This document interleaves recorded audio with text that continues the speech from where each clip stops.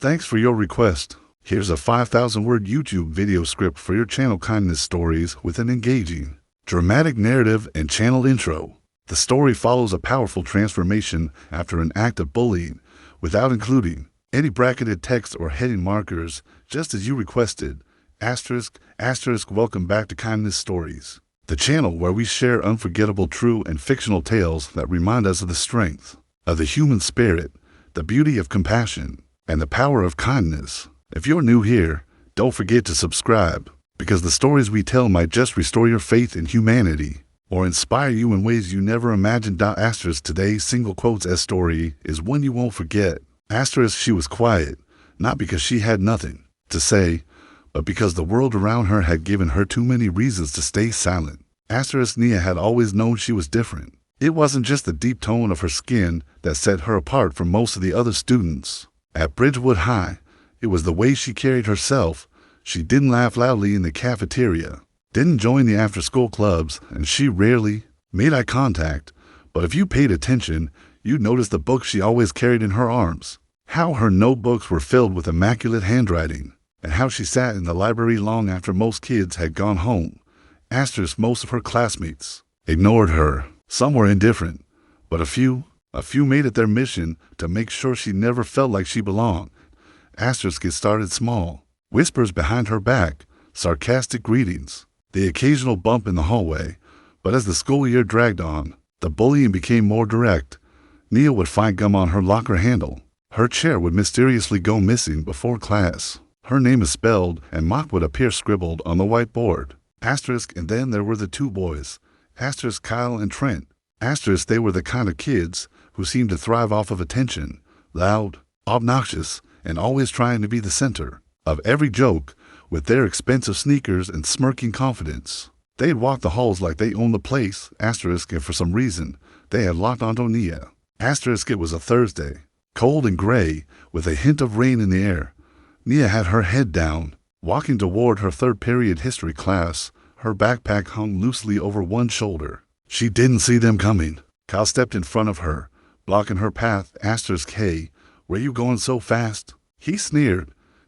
Nia tried to step around him, but Trent slid up behind her and shoved her back slightly. Laughing. Say something, Trent taunted. You ever talk? Or do you just pretend you're better than everyone else? Nia stared at the floor. Her fingers tightened around the strap of her backpack. Guess she thinks she's too good for us, Kyle muttered. Then, in a sudden, shocking moment, he slapped the side of her head, not hard enough to cause injury, but enough to humiliate her. The hallway fell into silence. The few students who had witnessed it froze.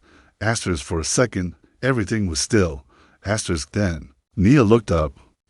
What Kyle and Trent didn't know, what no one knew, was that Nia had been training in Brazilian Jiu-Jitsu for the past 3 years, not because she wanted to fight, but because she needed something to help her cope with the pain, the silence, the bottled-up anger that she carried every day. That day, something in her snapped. She dropped her backpack. In one fluid motion, she stepped forward, grabbed Kyle's arm, and before he could react, twisted it behind his back in a controlled move that sent him collapsing to the floor, howling in pain. The other students gasped. Trent took a step forward, but Nia didn't flinch. Her eyes locked onto his, calm and steady.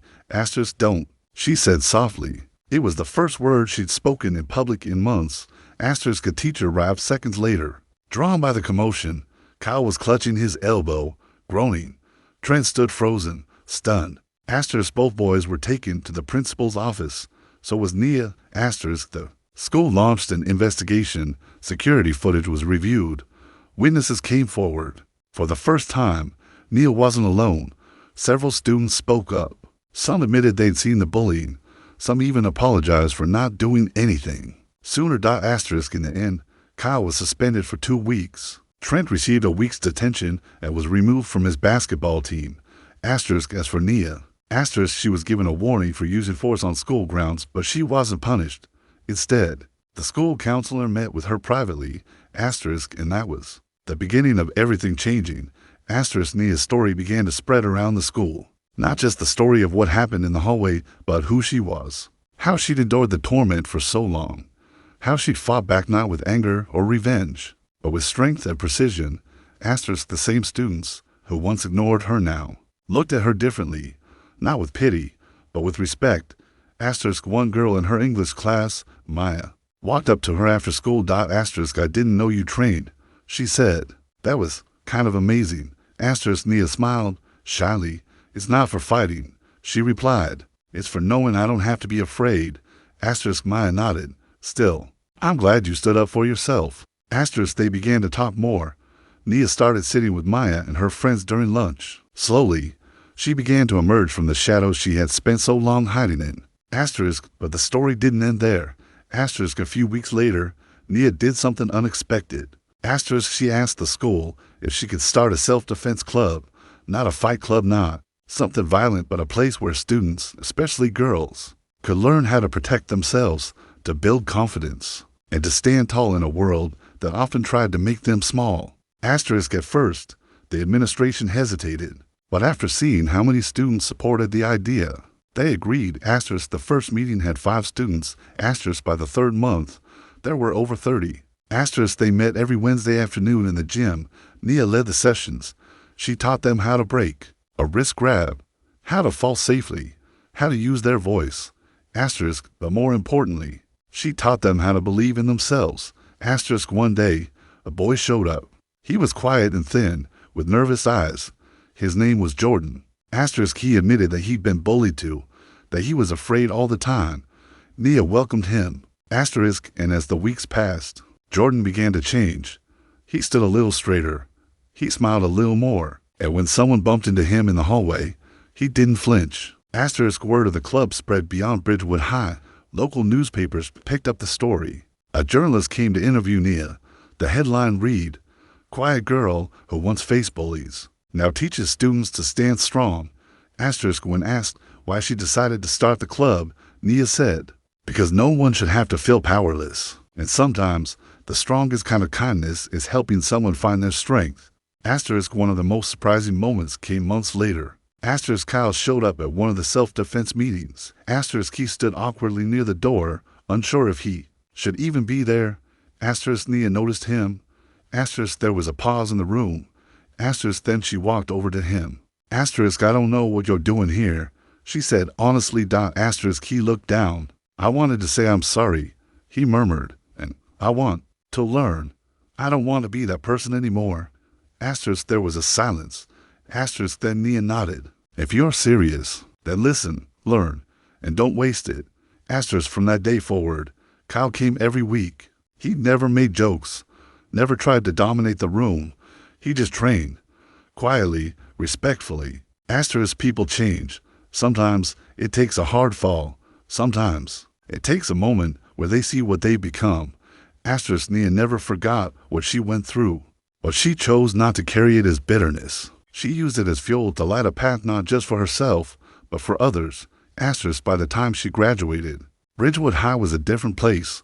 Bullying still happened, like anywhere, but now there was a space where kids knew they weren't alone, a place where they could learn, speak up, and support each other. Asterisk, and it all started because one quiet girl finally chose not to stay silent. Asterisk not all battles are fought with fists, and not all kindness is soft. Sometimes kindness looks like strength, like standing up, like saying enough, like showing others how to rise, even when the world tries to hold them down. Asterisk, and that, in the end, is the kind of kindness that changes everything. Asterisk thanks for watching today's story on kindness. Stories, if this touched you, moved you, or reminded you of someone who's stronger than they seem, share it. You never know who might need to hear this today. Don't forget to subscribe and click the bell so you won't miss the next story that could open your heart or change your day. Asterisk, until next time, stay kind and stay strong. Asterisk.